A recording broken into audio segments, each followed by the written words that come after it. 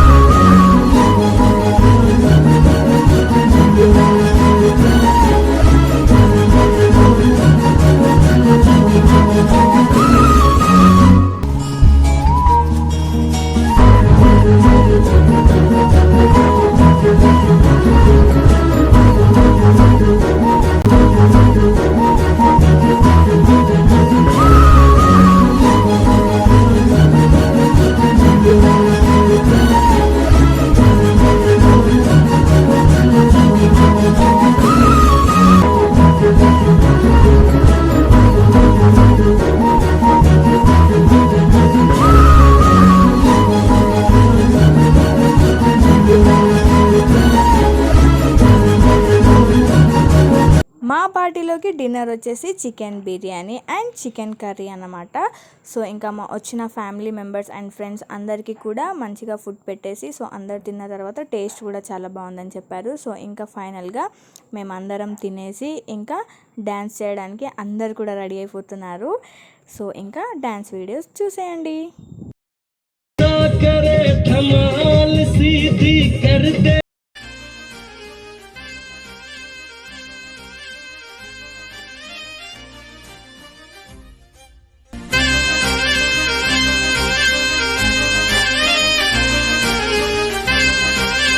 ఈ వీడియోకి అయితే ఒరిజినల్ ఆడియో అయితే తీసేయాల్సి వచ్చింది, ఎందుకంటే కాపీరైట్ స్ట్రైక్స్ పడతాయి అని చెప్పేసి తీసేసాను.